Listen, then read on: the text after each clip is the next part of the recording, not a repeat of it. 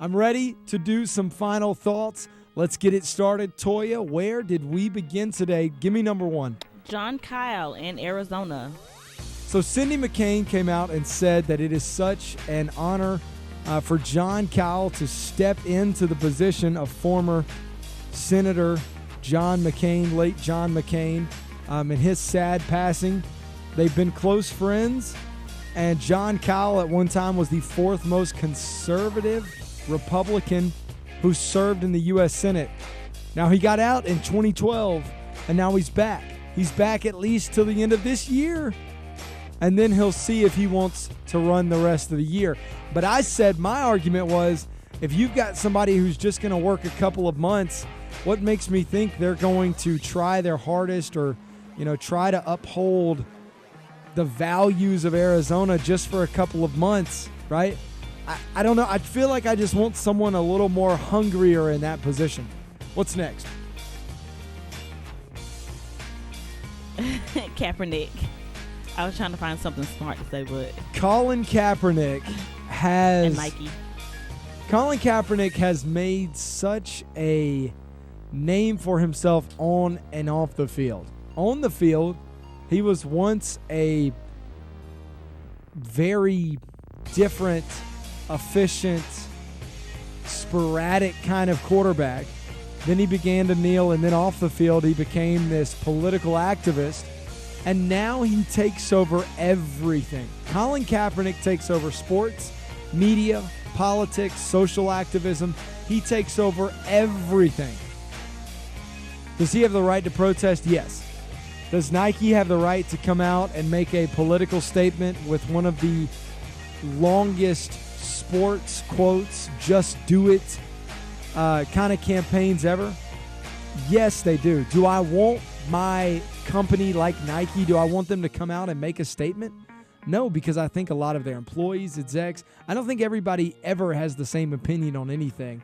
And I don't like them choosing, not necessarily a side, but choosing a political opinion that they're going to roll with, and Kaepernick's going to be the face of it. You're a sports-based company, and now you have a face of your company who hasn't been there for 2 years on the football field.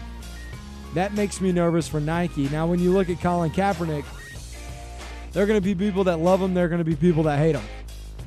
I'm one of those people where I see the $1 million he's donated, and I think, okay, if he's going to stand up about it and he's actually going to put his money into it, and other celebrities, like he's going to get them to double whatever he wants to give, okay, that's impressive, but I can't get past the antics of the Fidel Castro shirt, the Miami Dolphins hat, and the socks with pigs and cop hats on, where the cops are basically pigs.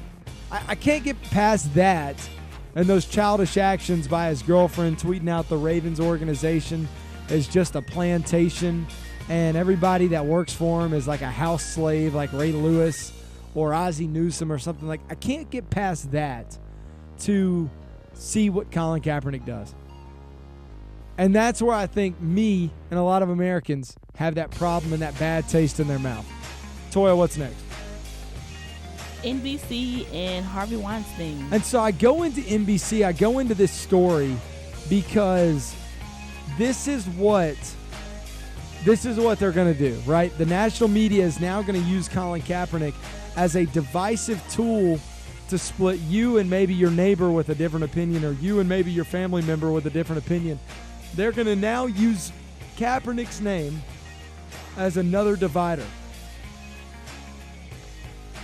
And where the media, in this case, this NBC story with Ronan Farrow, who had information but was told to be quiet and kill the story by NBC News executives.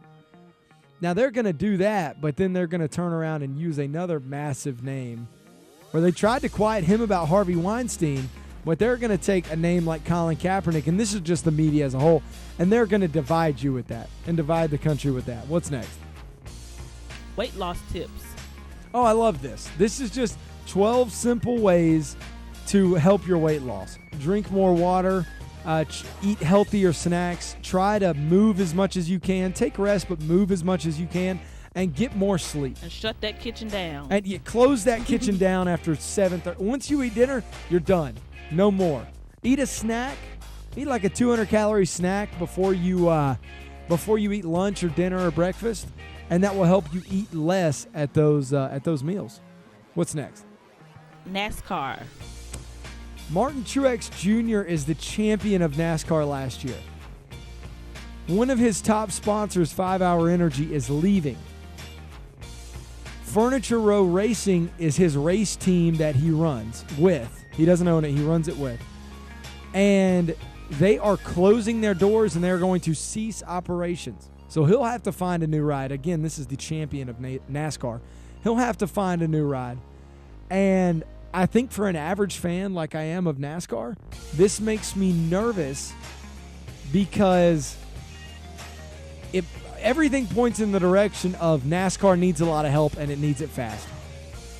And that is Final Thoughts right here on the Ford Faction. You can catch us every day from 12 to 3 on Yellowhammer Radio on 101 Superstation.